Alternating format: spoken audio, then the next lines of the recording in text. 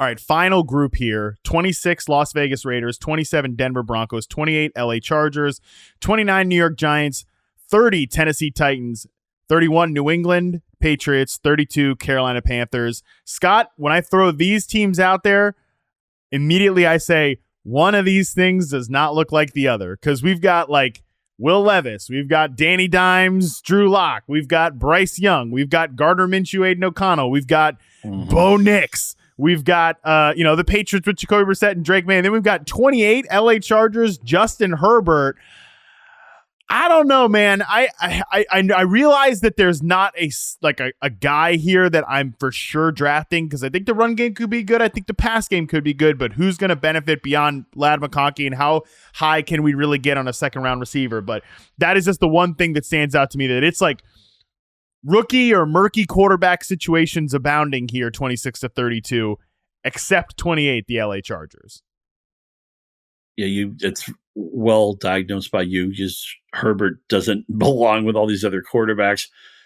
I feel like Jim Harbaugh is the guy who shows up at the first tee of the golf course, and everybody else has new clubs, and Harbaugh is going to be using clubs that are 15 years old. He's going to run the ball to set up the run, And look, I mean, we all like Ladd McConkey. I'm pretty sure he graded well in the stuff that you look at, and he steps into this opportunity here, and him and Herbert, I think, are going to click right away.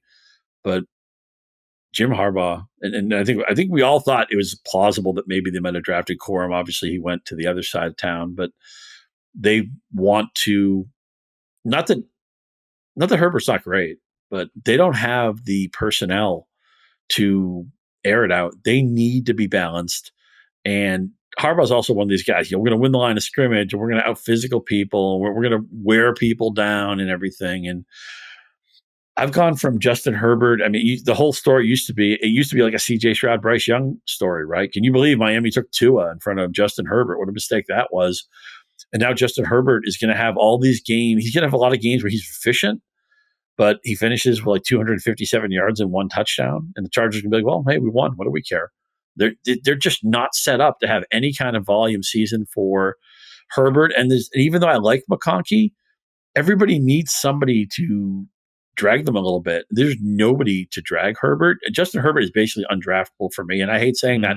I even feel like if that contract was tradable, not that Justin Herbert's a bad player, but I think they would have gotten out of that. I would think they would have gotten out of the Herbert business in a second and started fresh, started with a new rookie court. I think Harbaugh would have been fine with McCarthy, his guy from Michigan. He would have been fine with a lot of quarterbacks, but just the deal. And I don't want to make it out like Justin Herbert's not good, but I feel like the Chargers wanted to see if there's a way to get out of this, and they just realized there wasn't.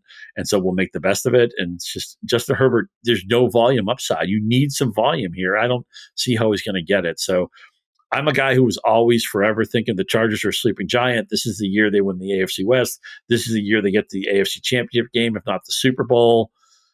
And now it's like, I don't know what to make of Vegas. I know they had a bounce after they hired Pierce last year. They don't have an answer at quarterback. They still have a lot of interesting skill guys. Nobody saw Bowers going there, and that's kind of an odd fit. But I think the Chargers, I think Harbaugh will get this straightened out. But it's going to be, here's the thing. When they fix it, they're going to be kind of like what the Titans were with Mike Vrabel, right? They're going to try to 17-13 you to death. And it's going to be no fun for Justin Herbert managers. I'm a little like, there's part of me that thinks that, Jim Harbaugh's going to show up with those like 10, 15-year-old golf clubs, and he's going to beat all the guys that spent a bunch of money on the tailor-made clubs and all this stuff. Like, I think that, far be it for me to start throwing out golf analogies, but I think he's going to, man, part of me just wonders if like, it's, Ladd McConkey. I think we are counting on Ladd McConkey here. Like, if Ladd can give them 900 yards this year, I think Justin Herbert is good enough. And I think if they run the ball well enough, which maybe Gus Edwards is usable, maybe this Kamani Vidal guy is a sleeper. Could we not? I mean, maybe we could see all these like Quentin Johnston and Josh Palmer, and like they're signing DJ Chark and MVS. What if these guys are all like 400, 500 yard receivers, and it is a little like Patrick Mahomes-ish? I do think that is possible for the Chargers, but still, I think that gives Justin Herbert a very capped ceiling in fantasy, and like 25, 26, that's the year maybe where they rebuild the pass game a little bit more. But